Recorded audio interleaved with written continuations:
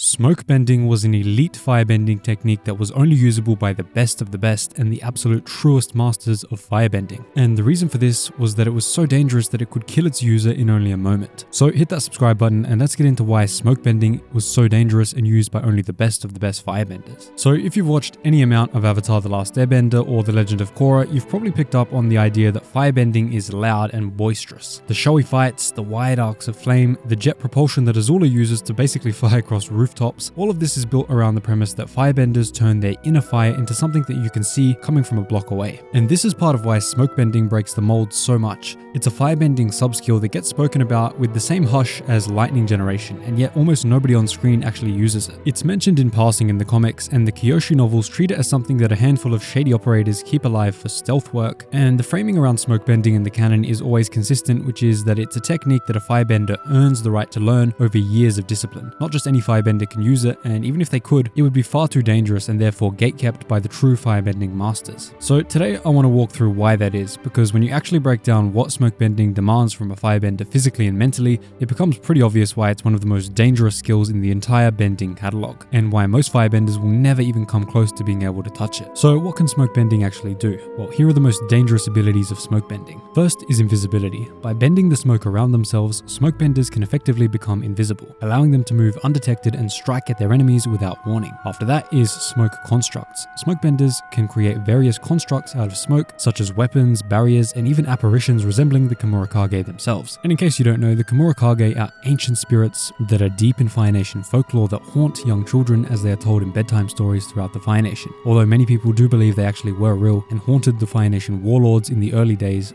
just after the formation of the Fire Nation. And then we have suffocation. Smokebenders can manipulate smoke to enter their enemies' lungs, causing them to suffocate. This can be a lethal technique if the smokebender is ruthless enough to take it to the extreme. And then of course there are smoke bombs. Smokebenders can create smokes that are used to escape, disorient, or incapacitate their enemies. These smoke grenades can also be combined with other elements such as fire or lightning to create even more powerful and dangerous effects. So the first thing that makes smokebending strange is the chemistry sitting underneath it.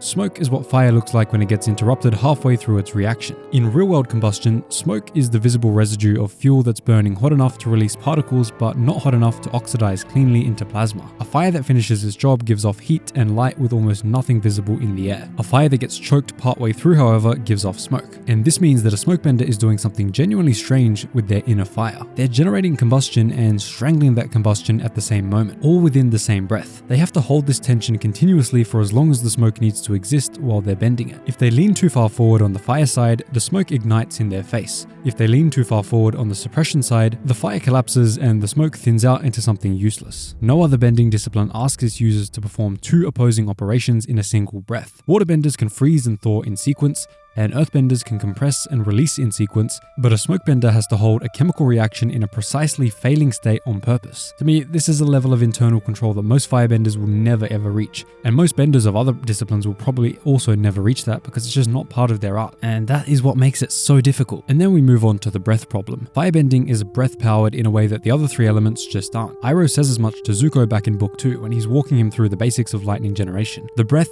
is the fire, which means that if you're trying to generate smoke, you're also trying to produce a very specific kind of breath, one that runs hot enough to ignite but shallow enough to starve that ignition of oxygen before it can complete its reaction. This means that it's the kind of breath a freediver holds at the bottom of a dive, except the freediver isn't also trying to generate combustion inside their own chest at the same time. Smokebenders essentially have to train their lungs to hold two contradictory rhythms simultaneously, and to do it while moving, striking, evading, and responding to whatever situation throws at them. Any firebending master will tell you that losing your breath control in a fight means you lose your fire. For a smokebender, losing breath control means that your smoke either catches alight and burns you, or it vanishes and leaves you exposed in the middle of the battle. And this is also part of why you almost never see smokebending attempted by characters who are still refining their fundamentals. If they attempted it, it would blow up in their face. Just like what happens to Zuko when he attempts to produce lightning. That would happen to most smokebenders, because you have to have mastered both the yin and yang of the fundamentals of firebending, both ends of it. We see from so many moments in the show that advanced firebending is gated behind breath mastery. Lightning generation requires the separation separation of positive and negative energy through controlled breathing, and Iroh's Dragon Breath genuinely requires the same level of discipline as that. Smokebending can also be added to that list, and the difference is that Smokebending demands the mastery continuously across the entire encounter while using Smokebending, instead of just for a split second or a single strike. And that brings us to the danger of Smokebending to the bender themselves. The part of Smokebending that most in the fandom often skip is that the person who is most likely to be hurt by a cloud of smoke isn't the person who it's being aimed at, it's the person who's generating it. Smoke reduces visibility for everyone inside it, the bender included, and it's a respiratory irritant regardless of who produced it. A firebender wrapped in their own smoke is breathing hot particulate matter, which starts degrading lung capacity in a matter of minutes, and lung capacity is the engine of firebending.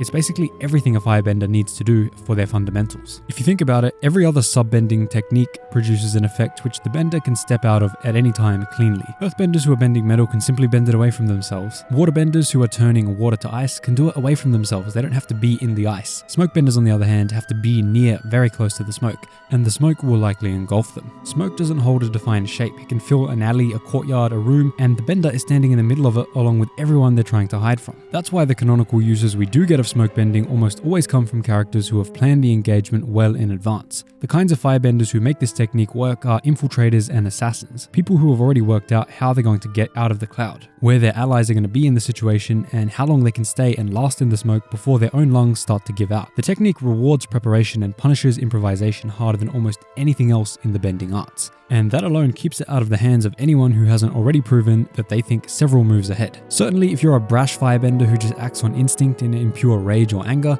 Smokebending will kill you, there's no question about it. And that leads us to the final question, which is, why does Smokebending always get gatekept? Wouldn't it have spread throughout the world by now? Well, if we pull all of the topics we mentioned together, you start to see why Smokebending ends up in the elite tier by default. The Fire Nation military during the 100-Year War was obsessed with producing as many competent firebenders as possible, which meant building a curriculum around techniques that could be taught at scale. Lightning generation was already a bottleneck because most firebenders simply couldn't achieve it, and in fact the royal family wanted to keep it only to their bloodline. Smokebending was an even worse bottleneck because it requires that same calm and then layers on top of it a second skill that no amount of parade ground drilling can produce. The result is that Smokebending only survived in small, isolated lineages, only by masters who only taught it to maybe their son and nobody else. Now, interestingly, the Sun Warriors, who kept the oldest firebending traditions alive, they likely had the ability and the patience to use Smokebending safely, and let's be honest, based on the way they lived, they probably did use it and they probably were masters at it. Also, certain criminal and mercenary groups in the Kyoshi era kept the technique alive because stealth work paid well, and it gave them an edge that no standard guardsman could ever counter. The average Fire Nation soldier during Ozai's reign never saw Smokebending taught,